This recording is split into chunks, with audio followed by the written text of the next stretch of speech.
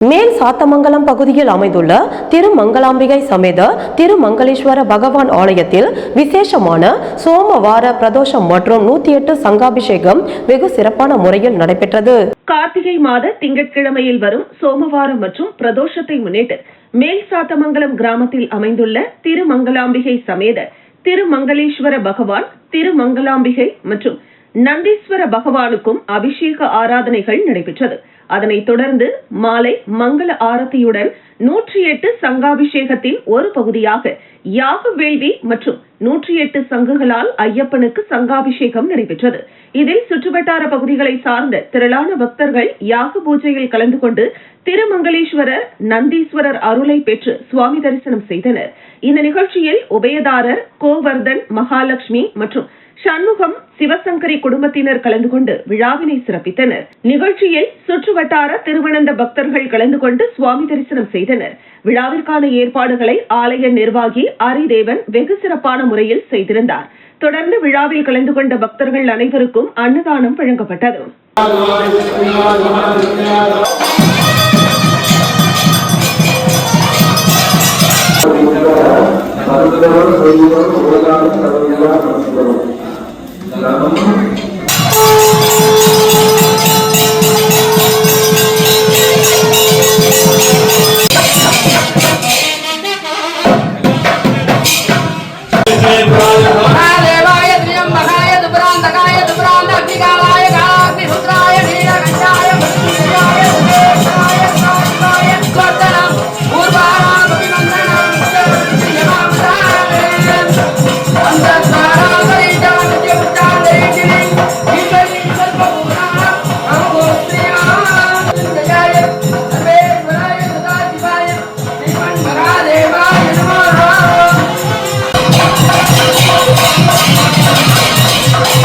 பாகூர் அகரம் scholars academy பள்ளியில் குழந்தைகள் தின விழா கோலாகலமாக கொண்டாடப்பட்டது.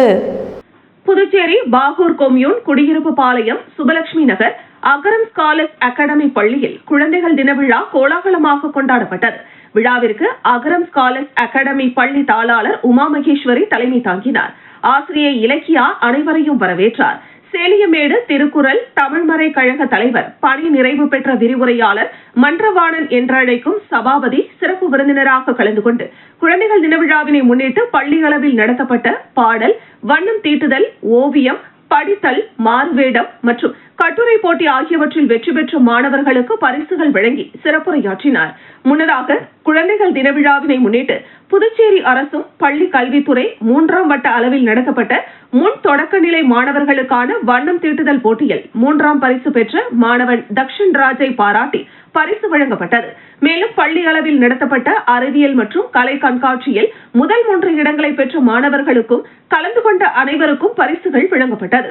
பின்னர் மாணவர்கள் மற்றும் ஆசிரியர்களின் பேச்சு, கவிதை, பாடல் மற்றும் நடனம் போன்ற கலை நிகழ்ச்சிகள் நடைபெற்றன. இந்த நிகழ்ச்சியை ஆசிரியர் ராஜேஷ்குமார் தொகுத்து வழங்கினார். இறுதியாக ஆசிரியை சங்கீதா நன்றி கூறினார். விழாவிற்கான ஏற்பாடுகளை பள்ளி ஆசிரியர்கள் ரகுணா, ராதிகா, ராஜேஸ்வரி, நித்யலட்சுமி, நந்திதா, பள்ளி ஊழியர்கள் மற்றும் மாணவர்கள் செய்திருந்தனர்.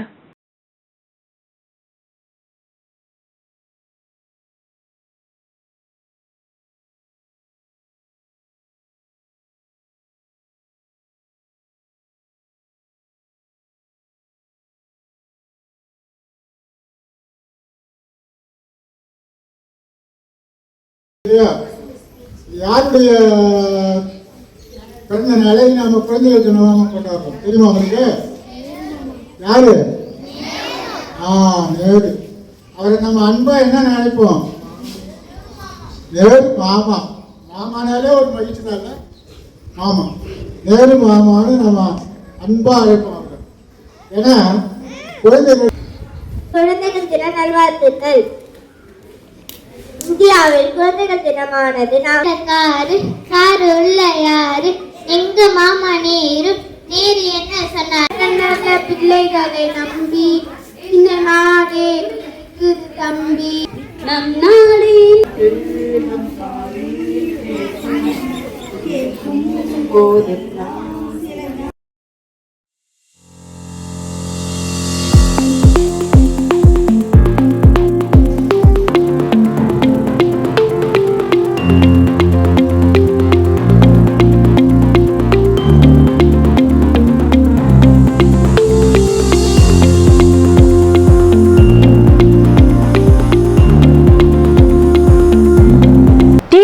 பாதுகாப்பு ஒத்திகை நிகழ்ச்சி தனியார் தொழில்கூடத்தில் நடைபெற்றது. உள்துறை அமைச்சகத்தின் வழிகாட்டுதலின்படி தீயணைப்பு பாதுகாப்பு ஒத்திகை நிகழ்ச்சி நெட்டப்பாக்கம் லூகாஸ் டிவிஎஸ் தொழிற்சாலையில் நடைபெற்றது.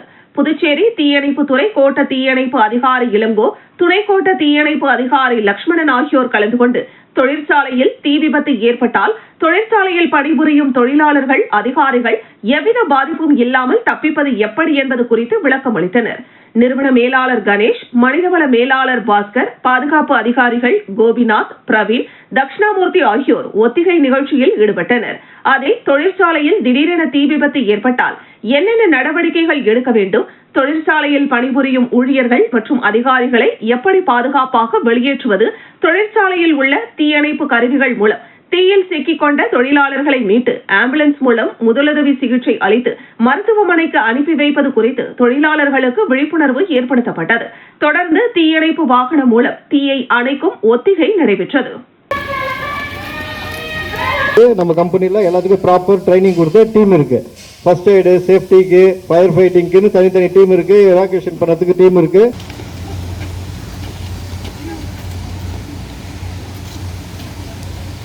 SIR குறித்து அகில இந்திய அளவில் காங்கிரஸ் கட்சி சார்பாக நடைபெற்ற ஆலோசனை கூட்டத்தில் புதுச்சேரியை சேர்ந்த காங்கிரஸ் கட்சி தலைவர்கள் கலந்து கொண்டனர். SIR குறித்து தொடர்ந்து காங்கிரஸ் கட்சி சார்பாக நாடு முழுவதும் பொதுமக்களிடையே பல்வேறு விழிப்புணர்வுகள் ஏற்படுத்தப்பட்டு வருகிறது. அந்த வகையில் டெல்லியில் SIR குறித்து அகில இந்திய அளவில் காங்கிரஸ் கட்சி முன்னணி மற்றும் முக்கிய தலைவர்கள் பங்கேற்ற கூட்டம் நடைபெற்றது. அகில இந்திய தேசிய தலைவர் கார்கே தலைமையில் நடைபெற்ற கூட்டத்தில் பாராளுமன்ற உறுப்பினர் ராகுல் காந்தி, மூத்த தலைவர்கள் பலர் கலந்து கொண்டனர். இக்கூட்டத்தில் புதுச்சேரியை சேர்ந்த முன்னாள் முதலமைச்சர் நாராயணசாமி, காங்கிரஸ் மாநில தலைவரும் பாராளுமன்ற உறுப்பினருமான வைத்தியலிங்கம், காங்கிரஸ் சட்டமன்ற கட்சி தலைவர் வைத்தியநாதன் உள்ளிட்ட தலைவர்கள் கலந்து கொண்டனர். மேலும் SIR குறித்து பல்வேறு ஆலோசனைகளும் வழங்கப்பட்டதாக தெரிகிறது. புதுச்சேரி லாஸ்பேட்டை தொகுதிக்குட்பட்ட ஜீவானந்தபுரம் பகுதியில் கனமழையால் பாதிக்கப்பட்ட மக்களுக்கு தார்பாய் உள்ளிட்ட நிவாரண உதவிகளை முன்னாள் சபாநாயகர் VP சிவக்கொழுந்து வழங்கினார். வங்கக்கடலில் உருவான குறைந்த காற்றழுத்த தாழ்வு நிலை காரணமாக புதுச்சேரியில் கடந்த சில நாட்களாக கனமழை தொடர்ந்து பெய்து வருகிறது. இந்த நிலையில் புதுச்சேரி லாஸ்பேட்டை தொகுதிக்குட்பட்ட ஜீவானந்தபுரம் பகுதியில் பல வீடுகள் கனமழையால் சேதமடைந்தது. இதுகுறித்து தகவல் அறிந்த சப்தகிரி அறக்கட்டளையின் நிறுவன தலைவரும் முன்னாள் சபாநாயகருமான VP சிவக்கொழுந்து லாஸ்பேட்டை ஜீவானந்தபுரம் பகுதியில் கனமழையால் பாதிக்கப்பட்ட இடங்கள் மற்றும் வீடுகளை பார்வையிட்டு ஆய்வு மேற்கொண்டார். மேலும் கனமழையால் பாதிக்கப்பட்ட வீடுகளுக்கு தார்பாய் உள்ளிட்ட பல்வேறு நலத்திட்ட உதவிகளை வழங்கினார். அப்போது NR காங்கிரஸ் பிரமுகர்கள் பலர் உடனிருந்தனர்.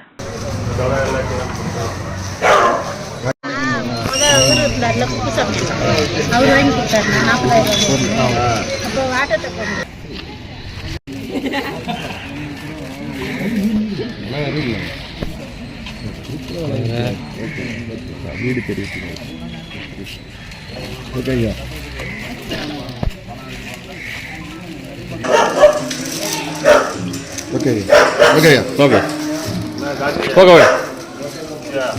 மழைக்காலம் என்பதால் பால் வரத்து குறைந்தது, பாண்லே பால் தட்டுப்பாடு. புதுவை மாநிலத்தில் பால் தேவை நாளொன்றுக்கு 1,05,000 லிட்டராக உள்ளது. இதில் கூட்டுறவு பால் உற்பத்தியாளர்களிடம் 65,000 லிட்டரும், கர்நாடக மாநிலம் கூட்டுறவு பால் சொசைட்டியில் இருந்து நாள்தோறும் 20,000 லிட்டரும் பால் கொள்முதல் செய்யப்படுகிறது. மீதமுள்ள பால் தனியாரிடமிருந்து வாங்கப்படுகிறது. மழைக்காலம் தொடங்கியுள்ளதால் பால் உற்பத்தி குறைந்தது. புதுவை கூட்டுறவு பால் உற்பத்தியாளர்களிடம் இருந்து 60,000 லிட்டர் பால் மட்டுமே கொள்முதல் செய்யப்படுகிறது. மேலும் கர்நாடகாவில் இருந்தும் பால் வரத்து குறைந்துள்ளது. இதனால் புதுவையில் பால் விநியோகம் வெகுவாக குறைந்துள்ளது. பொதுமக்களுக்கு தேவையான பால் சப்ளை செய்ய முடியாத நிலைக்கு நிர்வாகம் தள்ளப்பட்டுள்ளது. பாண்லே நிறுவன பால் பூத்துகளில் பால் தட்டுப்பாடு ஏற்பட்டுள்ளது.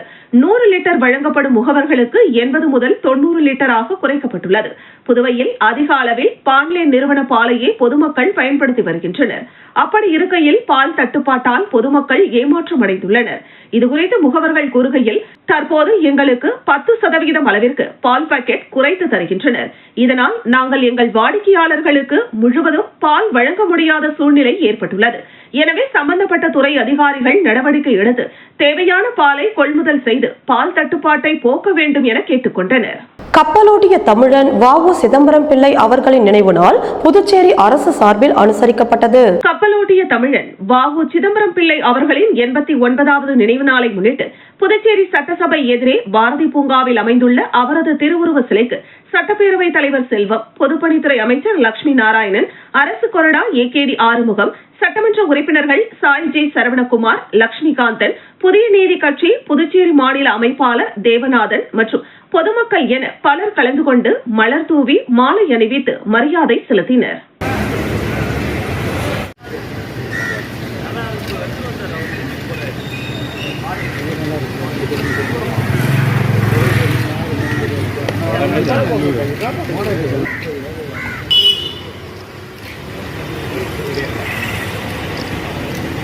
புதுச்சேரியில் கனமழை பெய்யும் என்று வானிலை ஆய்வு மையம் அறிவித்துள்ள நிலையில் பள்ளிகள் மற்றும் கல்லூரிகளுக்கு விடுமுறை அளிக்கப்பட்டது. புதுச்சேரியில் கடந்த 3 நாட்களாக வானம் மேகமூட்டத்துடன் காணப்பட்ட நிலையில் அவ்வப்போது மிதமான மழை பெய்து வருகிறது. மேலும் இன்று கனமழை பெய்யும் என்று வானிலை ஆய்வு மையம் அறிவித்திருந்தது. இதனால் புதுச்சேரியில் உள்ள அரசு மற்றும் தனியார் பள்ளிகள் மற்றும் கல்லூரிகளுக்கு இன்று விடுமுறை அறிவிக்கப்பட்டது.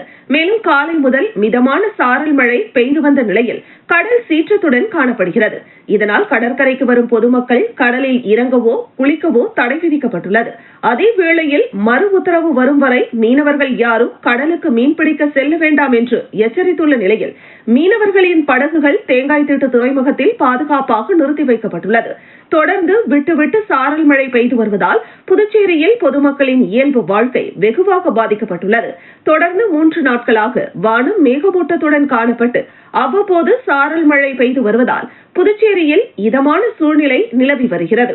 புதுச்சேரியில் ஆன்லைன் பகுதி நேர வேலை என சமூக வலைதளத்தில் வரும் விளம்பரத்தை நம்பி 300க்கும் மேற்பட்டோர் ரூபாய் 20 கோடிக்கு மேல் சைபர் மோசடி கும்பலிடம் இழந்துள்ளதாக புதுச்சேரி சைபர் கிரைம் போலீசார் அதிர்ச்சி தகவலை தெரிவித்துள்ளனர்.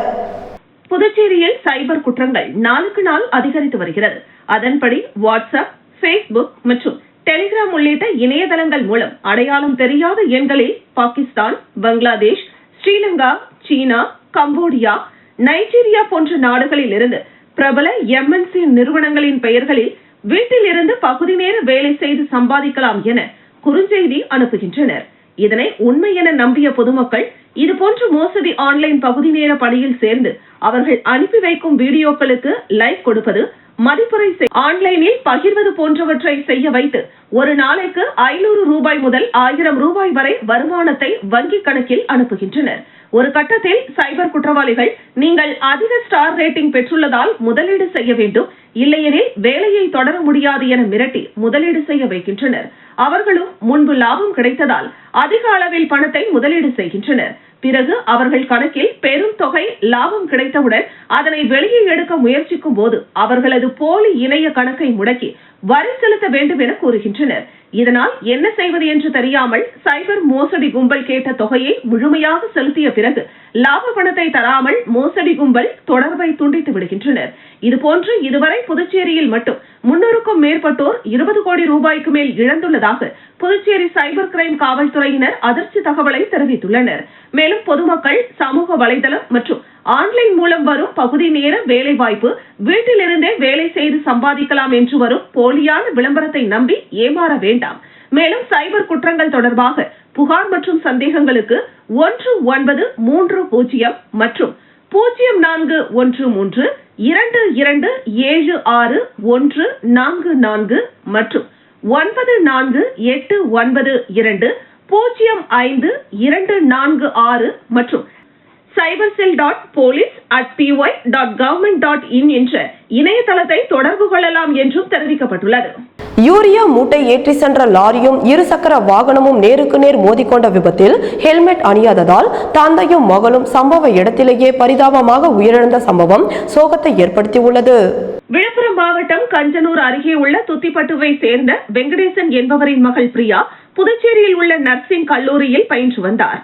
நர்சிங் பயிலும் மகளை தந்தை இருசக்கர வாகனத்தில் புதுச்சேரிக்கு செல்ல அழைத்து சென்ற போது விழுப்புரத்தில் இருந்து செஞ்சி செல்லும் சாலையில் பூண்டியில் உள்ள தனியார் பெட்ரோல் பங்க் அருகில் செஞ்சிக்கு யூரியா மூட்டை ஏற்றி சென்ற லாரியும் இருசக்கர வாகனமும் நேருக்கு நேர் மோதிக்கொண்டு விபத்திற்குள்ளானது. இந்த விபத்தில் தந்தை மற்றும் மகளுக்கு தலையில் பலத்த காயமடையவே ரத்தம் அதிக அளவில் வெளியேறி தந்தையும் மகளும் சம்பவ இடத்திலேயே பரிதாபமாக துடிதுடித்து உயிரிழந்தனர்.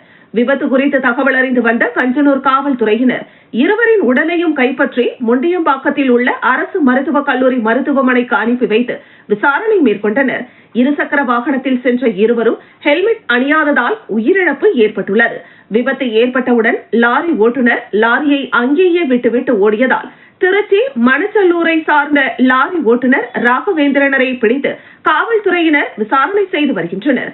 தந்தையும் மகளும் விபத்தில் உயிரிழந்த சம்பவம் அப்பகுதியினரிடையே சோகத்தை ஏற்படுத்தியுள்ளது.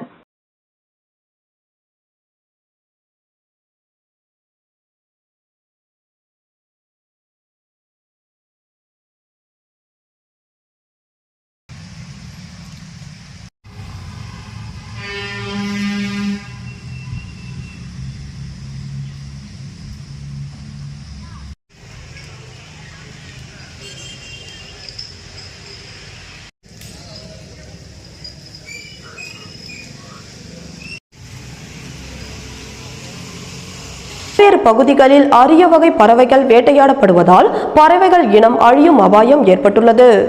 புதுச்சேரியின் பல பகுதிகளில் ஏராளமான குளம், ஏரிகள், ஆறு, அணைக்கட்டு போன்ற நீர்நிலைகள் உள்ளன. உணவு தேடுவதற்காக அரிய வகை கொக்கு, நீர்கோழி, மைனா, தவிட்டுப்புறா, குருவி, காகம் மற்றும் மயில்கள் வருகின்றன. இவை ஆறு, அணைக்கட்டு, ஏரி, குளம் உள்ளிட்ட பல பகுதிகளில் உள்ள மரங்கள் மற்றும் நீர்நிலைகளில் தங்கி முட்டை வைத்து இனப்பெருக்கம் செய்கின்றன.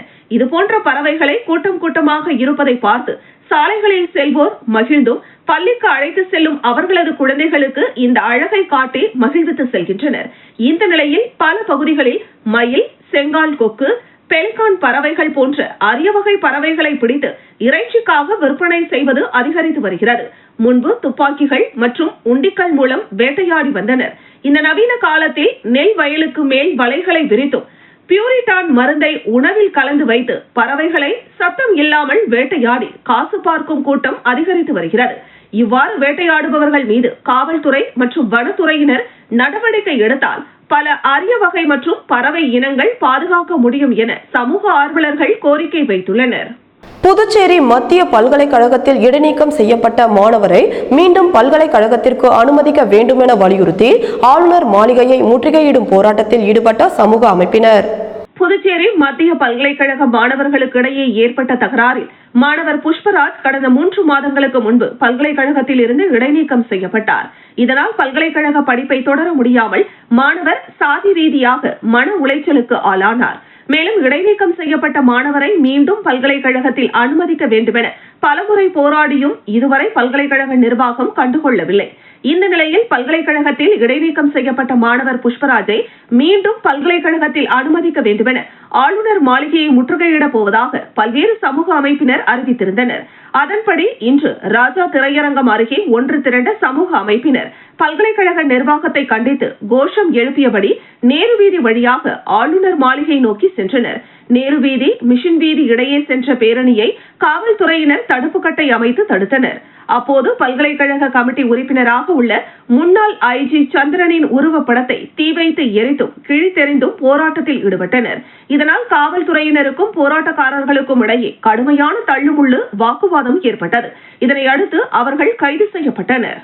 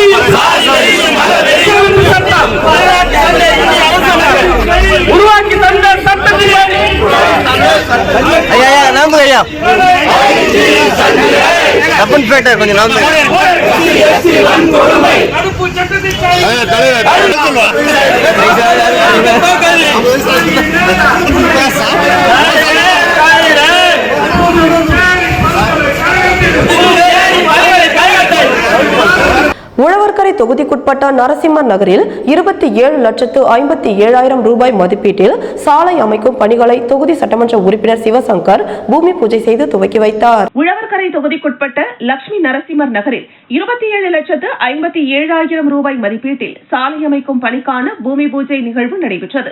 இதில் சிறப்பு விருந்தினராக தொகுதியின் சட்டமன்ற உறுப்பினர் சிவசங்கர் கலந்து கொண்டு சாலை அமைக்கும் பணிகளை பூஜை செய்து துவக்கி வைத்தார்.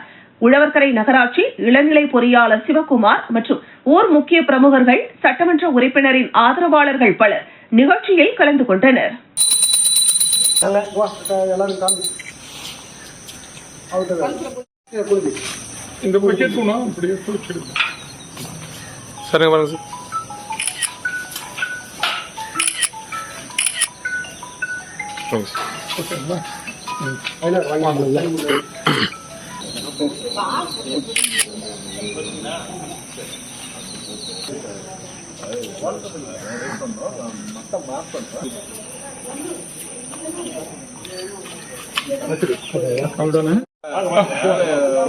Okay sir. சார் இங்க பாருங்க சார். ராஜ்பவன் தொகுதியில் மழையால் பாதிக்கப்பட்ட மீனவ குடும்பங்களுக்கு விக்னேஷ் கண்ணன் தலைமையில் அவரது ஆதரவாளர்கள் வீடு வீடாக சென்று உணவு வழங்கினர். ராஜ்பவன் தொகுதியில் தொடர்ந்து பொதுமக்களின் அடிப்படை பிரச்சனைகள் மற்றும் பல்வேறு உதவிகளை செய்து வருபவர் முன்னாள் அமைச்சர் கண்ணனின் மகன் விக்னேஷ் கண்ணன். இந்த நிலையில் புதுச்சேரியில் தொடர்ந்து கடந்த 4 நாட்களாக கனமழை பெய்து வருகிறது. இதனால் மீனவர்கள் கடலுக்கு செல்ல வேண்டாம் என அரசாங்கம் உத்தரவிட்டிருந்தது. இந்த நிலையில் இவர்களின் வாழ்வாதாரத்தை பாதுகாக்கும் வகையில் விக்னேஷ் கண்ணன் தனது ஆதரவாளர்களுடன் குருசுக்குப்பம் மற்றும் வைத்திக்குப்பம் உள்ளிட்ட பகுதிகளில் அவரின் ஆதரவாளர்களுடன் கொட்டும் மழையையும் பொருட்படுத்தாமல் வீடு வீடாக சென்று பகல் மற்றும் இரவு நேர உணவுகளை பொதுமக்களுக்கு